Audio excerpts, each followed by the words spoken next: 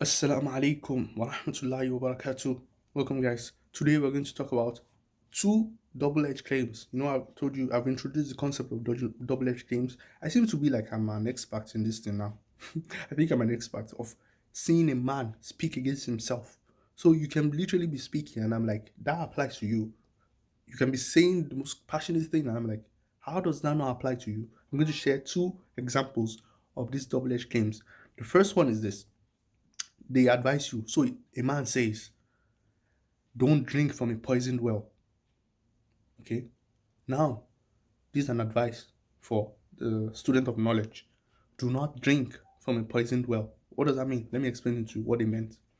What they mean is this, okay? They are saying if you know somebody and he has a wrong, maybe akida, or he has a wrong belief somewhere, even though he knows other things, like say hadith, is a hadith scholar or something, or he can teach you Quran, how to recite Quran or something like this, don't go and seek knowledge from him because you don't know when the whole world is poisoned with that one thing that he believes. The whole world is poisoned. You're not safe. You have to save yourself from uh, learning from him. Do you see? So now, how is this a double-edged claim? It is a double-edged claim because that guy that is saying do not drink from a poisoned well, who is that guy? How do we know his own well is not poisoned? Okay, how do we know that? Because him is saying that statement, is excluding himself somehow that do not all the other people's well is doubtful. My own well is pure and you can drink from it without any thought. But there are other people that disagree with that individual himself, that think he has wrong akida, that think he has wrong beliefs somewhere, and it will poison his own well too. Such that if someone wants to be fair and look at everybody, all the wells are poisoned. Because you will find no man that his views are not rejected by other people. And it's not just like a minority group. Majority of the ummah, they literally disagree with you. How is your well not poisoned? If someone is from that other side, he will never study with you anything. How is he supposed to learn anything? If he already believes your well is poisoned, he will not learn anything from you. Even though he might think you're a good person, he will still say, no, I'll not learn from you. You are just segregate. No one will learn from anybody because all the wells are poisoned except the well of your scholar. That's what it will become at the end of the day. So how do you know which well is poisoned? Have you tested that well? Have you tasted the poison before?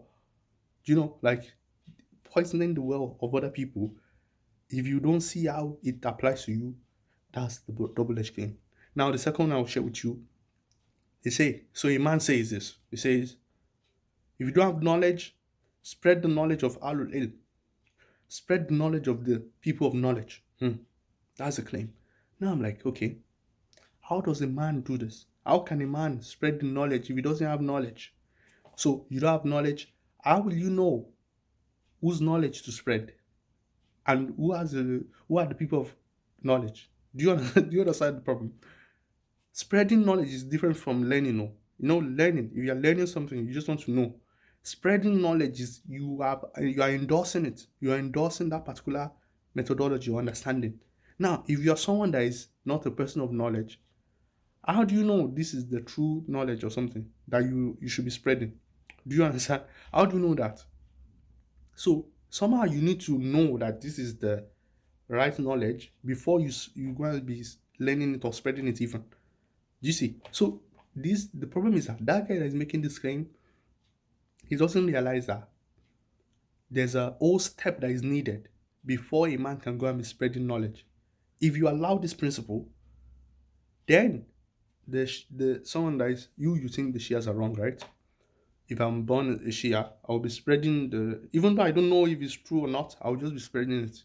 If I'm born in any Akida or in any Firqa, I'll just be spreading the knowledge of that place because that principle you have to generalize it. Okay? That if you don't have knowledge, spread the knowledge of the people of knowledge. How can somebody that is a Jahil be spreading knowledge? Spreading something that he doesn't know, maybe he will disagree with later on.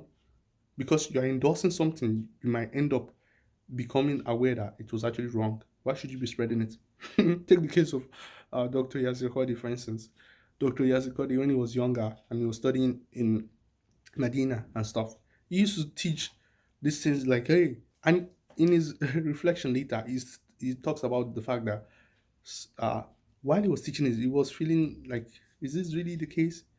And but you have to teach it anyway. And when you are teaching it, you have to be passionate. So when I see people, another video, maybe the next video, I'll talk about imitating knowledge, imitating quote unquote knowledge is like having a fake nose.